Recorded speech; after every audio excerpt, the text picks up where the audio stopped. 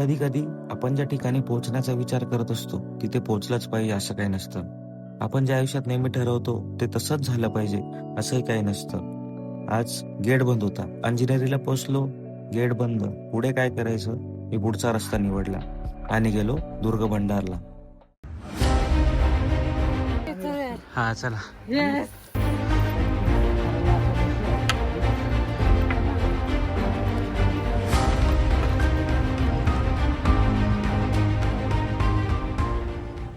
सकाळचे 6:30 वाजलेत आणि आता मी आहे ब्रह्मगिरीच्या मुख्यद्वारावर. वाटलंच नव्हतं की मी एवढं चढून जाईल. व्ह्यू दाखवतो तुम्हाला. ब्रह्मगिरीचं मुख्यद्वार, तिथून ब्रह्मगिरीचा पर्वत त्याचे दर्शन चालू होते. हे आहे इकडे हा किल्ला हरिहर. त्यानंतर इकडे एक अजून किल्ला आहे, तो आपण जाणार आहे. पुढे जाऊन दाखवतोच तुम्हाला. माहिती बा, मी सांगते तुला.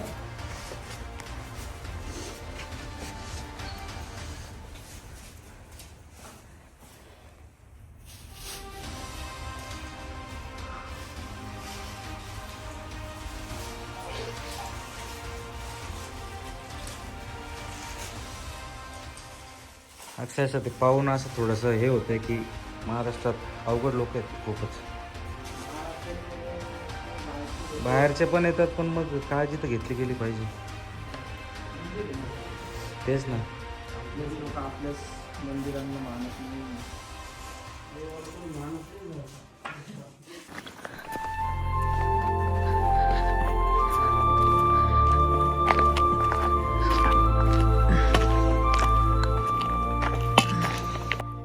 एवढं 3ला उठून एवढी ट्रेकिंग करून का करायची. हा व्ह्यू.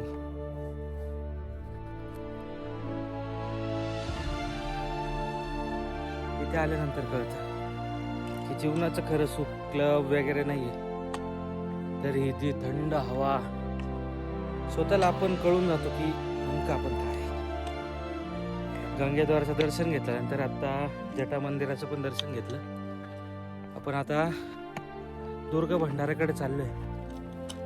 आणि जेव्हा महाराजांच्या काळात सुरतेची लूट झाली होती, किंवा जेव्हा पण खजिना लुटून आणला जात होता, तेव्हा मग ठेवायचा कुठे, असं गावा वगैरे ठेवता नव्हता येत. तर तो ठेवला जायचा अशा जास्त हाईटवाल्या किल्ल्यांमध्ये. दुर्ग भंडार म्हणजे दुर्ग भंडार हा वन ऑफ द किल्ला आहे जिथे हा खजिना ठेवला जायचा. तुम्हाला एक त्याचा व्ह्यू दाखवतो.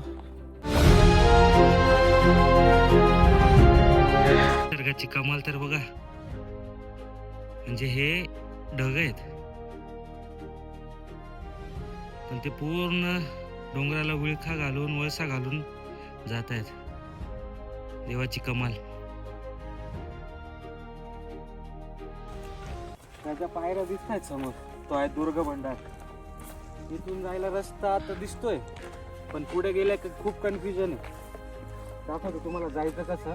मला आज कळालंय फर्स्ट टाइम की आपण ब्रह्मगिरीला आल्यानंतर सुद्धा आपण किल्ला व्हिजिट करू शकतो आणि दर्शन घेऊ शकतो. बघू आता पुढे.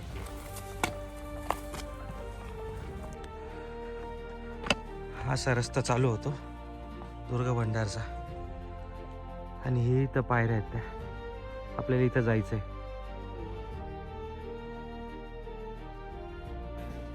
जे दृश्य मी तुम्हाला आता दाखवणार आहे ते बघून तुम्ही नक्कीच आश्चर्यचकित होणार. ही अशी 2 डोंगरांमधली कपार आहे, त्याच्यात अशा पायऱ्या बनवलेल्या जाण्या येण्यासाठी.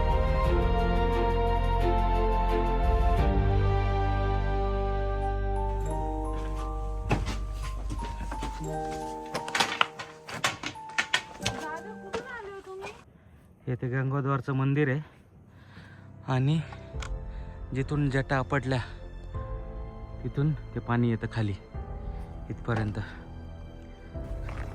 निसर्गाची कमाल बघा आणि महाराजांचं डोकं बघा. इकडे सुद्धा खाई आहे, पूर्ण खाई आहे आणि या साईडला सुद्धा खाई आहे. म्हणजे इथून तो खजिना घेऊन जाणं, या पायऱ्यांवरती चढवणं, म्हणजे काय कमालीचं डोकं असेल आणि काय असेल महाराज, त्याच्यावरून आपल्याला एक अंदाज येतो की महाराज काय असतील आणि आपण का मानलं पाहिजे त्यांना. चला पुढे आपण व्हिजिट करूच. चला. आणि हे आहे कडेलोट. जसे आजकाल गद्दार असतात ना, तेव्हा पण पहिले पण गद्दार व्हायचे. तर इथून कडेलोट म्हणजे इथून डायरेक्ट खाली फेकायचे, अशी शिक्षा पहिले असायची. आता जो तुम्हाला एक रस्ता दाखवणार आहे ना, तो तुम्ही जर बघितला तर तुम्ही पण बोलणार काय कमाल आहे.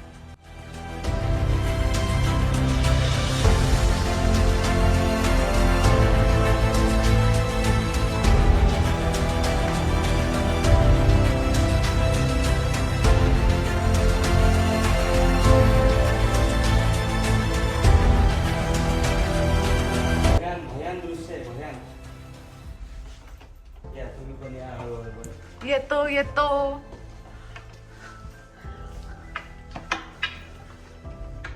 हे बघा दृश्य बघा. कमाल आहे, कमाल. जो रस्ता आता चढून आलोय आम्ही, म्हणजे एवढे गुप्त हेर पद्धत चांगली होती महाराजांची की असं सरळ जर बघितलं ना तर ह्या डोंगरावरून उतरण्याचा मार्गच दिसत नाही. आणि ही तीच जागा आहे जिथं महाराजांनी आणलेला लुटून खजिना असेल किंवा आपल्या मराठा साम्राज्याचा खजिना असेल, तो ह्याच डोंगरावर ठेवला जायचा, जेणेकरून समोरच्या दुश्मनांना कळू नये की खजिना इथं ठेवला आणि त्याच्यावर जायचं कसं आणि तो लुटायचा कसा. त्यामुळे हा एक दुर्ग भंडारा असा एक किल्ला आहे जो सेफेस्ट ऑफ आपल्या महाराष्ट्रातला सेफ किल्ला म्हणून ओळखला जायचा. असा होता व्लॉग आजचा. संपवतोय व्लॉग. छोटासा व्लॉग आहे आणि हा behind the scene cameraman. Vlog कसा वाटला? थोडासा हिस्टॉरिक, थोडासा मजेदार नसेलच, हिस्टॉरिकच असेल. कसा वाटला व्लॉग नक्की सांगा. आणि पुढच्या संडेला परत भेटूयात. एक नवीन किल्ला, एक नवीन गड मोहीम. धन्यवाद.